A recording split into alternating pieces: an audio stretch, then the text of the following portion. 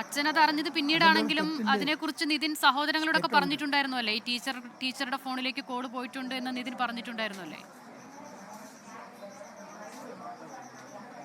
നിതിൻ അതിന് ടീച്ചറിൻ്റെ ഫോണിലേക്ക് കോള് പോയിട്ടുണ്ടോയെന്ന് അറിഞ്ഞുകൂടാ. പക്ഷേ അവൻ ആപ്പ് ലോൺ എടുത്ത കാര്യം പറഞ്ഞിട്ടുണ്ട്. കാരണം ഞങ്ങളുടെ ആവശ്യത്തിനല്ലേ എടുക്കണം.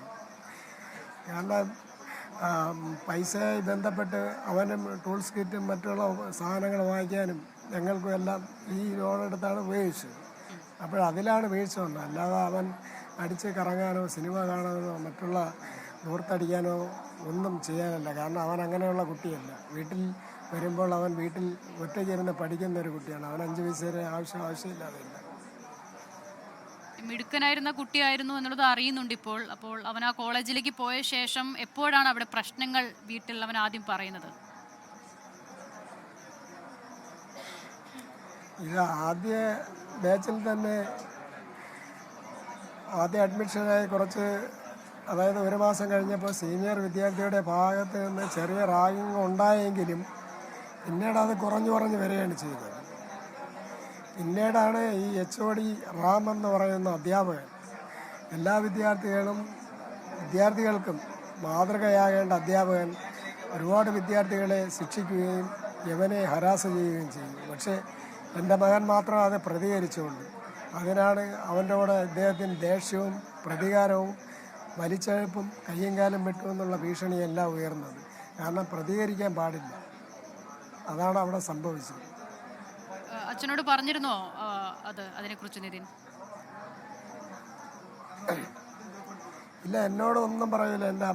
എൻ്റെ ഭാര്യയോടും ഒന്നും പറയില്ല. കാരണം അവൻ്റെ സഹോദരങ്ങളോട് ഇങ്ങനെയുള്ള കാര്യങ്ങൾ പറയുകയില്ല. കാരണം അവരോട് പറഞ്ഞിട്ട് എൻ്റെ മകൻ പറഞ്ഞിട്ടുണ്ട്, എൻ്റെ അച്ഛനും അമ്മയും ഇവിടെ നടക്കുന്ന ഞാൻ അറിയിക്കുന്ന എന്തെങ്കിലും കാര്യങ്ങളുണ്ടെങ്കിൽ അറിയിക്കില്ല. അത് അവർക്ക് വിഷമമാണ്. കാരണം അവർ രണ്ടുപേരും കൂലിപ്പണിയെടുത്താണ് കഷ്ടപ്പെട്ടാണ് എന്നെ വളർത്തുന്നത്. കാരണം കണ്ടിന്യൂ ആയിട്ടൊന്നും അച്ഛന് വർക്കുകളില്ല. അപ്പോഴേ സാമ്പത്തിക ബുദ്ധിമുട്ടും പ്രയാസങ്ങളും ഒക്കെ ഉണ്ടല്ലോ.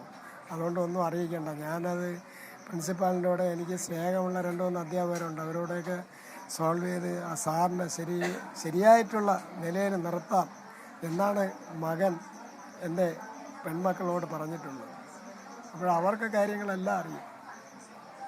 ഇപ്പോൾ നമ്മൾ ഈ അവസാനം കേൾക്കുന്ന ഇവന് ഈ ആക്സിഡൻറ്റ് ഈ കാര്യങ്ങളെല്ലാം ആക്സിഡൻറ്റ് കഴിഞ്ഞ ശേഷം ഇവിടെ നിന്ന് പുറപ്പെടാൻ തയ്യാറായപ്പോഴാണ് ഈ മക്കൾ ഞങ്ങളോട് പറയുന്നത്. കാരണം ഇനി ഒളിച്ചു വെച്ചിട്ട് കാര്യമില്ലല്ലോ, ഇതിനിങ്ങനെ ഒരു അപകടം സംഭവിച്ചല്ലോ. അങ്ങനെയാണ് ഞങ്ങൾ അറിയുന്നത്. നമ്മളിപ്പോൾ ഒരുപാട് ഗൗരവമുള്ള മറ്റ് വിഷയങ്ങൾ കൂടി ഇതിന്റെ കൂട്ടത്തിൽ ചർച്ച ചെയ്യുന്നുണ്ടല്ലോ. ഇപ്പോൾ ജാതീയമായ ചില വിവേചനങ്ങൾ, നിറത്തിന്റെ പേരിലുള്ള വിവേചനം, അത് ഇതിന്റെ കാര്യത്തിൽ മാത്രമല്ല പൊതുവിൽ ഒരുപാട് കുഞ്ഞുങ്ങൾ ആ കോളേജിൽ നേരിടുന്നുണ്ട് എന്ന് കേൾക്കുന്നുണ്ട്.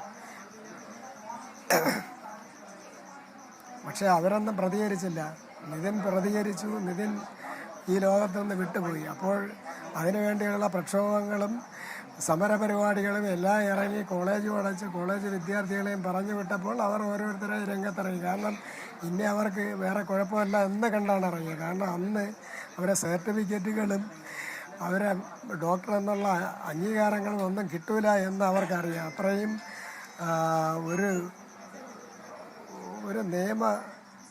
ഒരു വശങ്ങളും ഇല്ലാത്തൊരു കോളേജാണത്. കാരണം ഞാൻ 6-7 പ്രാവശ്യം അവിടെ പോയിട്ടുണ്ട്. അവിടുത്തെ സംവിധാനങ്ങളെല്ലാം എനിക്കറിയാം. കാരണം അവരാരെയും മൈൻഡൊന്നും ചെയ്യില്ല. ജയിച്ചാൽ കൊള്ളാം, എന്നാലും അവർക്ക് വാശി മേരാക്കിയുള്ളവരെ മാർക്കെല്ലാം കട്ട് ചെയ്ത് താഴോട്ടാക്കും അവർ. അങ്ങനെയുള്ള കോളേജാണ്. ഈ പറയുന്ന അധ്യാപകനെ അച്ഛൻ കണ്ടിട്ടുണ്ടോ? റാം എന്ന് പറയുന്ന അധ്യാപകനെ കണ്ടിട്ടുണ്ടോ? ജാതീയമായുള്ള കാര്യം മേഡം പറഞ്ഞിട്ടുള്ളൂ.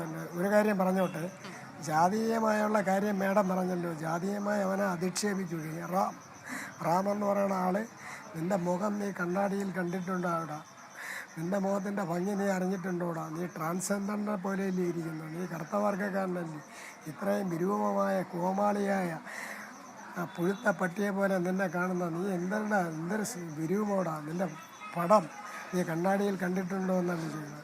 മേഡം, അവൻ്റെ ഫോട്ടോസെല്ലാം ഈ മാധ്യമങ്ങളിലെല്ലാം കണ്ടല്ലോ. എൻ്റെ മോൻ എന്ത് വിരൂപമാണുള്ളത്, ഇദ്ദേഹത്തിന് പറയാനുള്ള എന്ത് യോഗ്യതയാണുള്ളത്.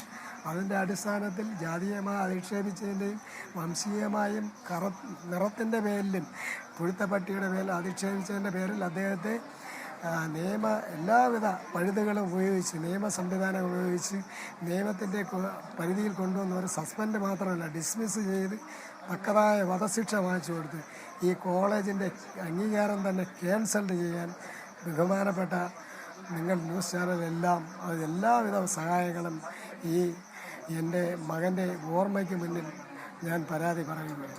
തീർച്ചയായും നിങ്ങൾ എത്ര വലിയ പോരാട്ടമാണ് നടത്തുന്നത് എന്നതിനെക്കുറിച്ച് ഞങ്ങൾക്ക് നല്ല ബോധ്യമുണ്ട്. ഇനി ഇതുപോലൊരാൾ ഉണ്ടാകരുത് എന്നതും നമുക്ക് ബോധ്യമുണ്ട്. അതുകൊണ്ട് നിങ്ങളോടൊപ്പം ഞാൻ ആദ്യം തന്നെ പറഞ്ഞതുപോലെ ഇപ്പോൾ താങ്കൾ സംസാരിക്കുമ്പോൾ എത്ര വേദന നിങ്ങൾക്കുണ്ടോ അതിൻ്റെ ഒരു പങ്ക് അതുപോലെ തന്നെ ഞങ്ങളും അനുഭവിക്കുന്നുണ്ട്. ഇതിനെ കണ്ടിട്ടില്ല ഇതിനു മുൻപ്, നിങ്ങളെ ആരെയും കണ്ടിട്ടില്ല, നിങ്ങളെക്കുറിച്ചൊന്നും അറിയില്ല, കുടുംബ പശ്ചാത്തലം അറിയില്ല. പക്ഷേ നിതിൻ ഞങ്ങളിൽ ഒരാളായി ഈ നിമിഷം നമുക്ക് എല്ലാവർക്കും തോന്നുന്നുണ്ട് ശ്രീരാജൻ. അതുകൊണ്ട് തന്നെ ആ പോരാട്ടത്തിന് എല്ലാ പിന്തുണയുമുണ്ട്.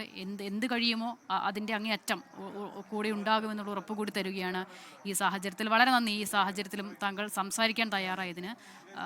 എന്താവശ്യമുണ്ടെങ്കിലും ബന്ധപ്പെടുക എന്നത് മാത്രം പറയുന്നു.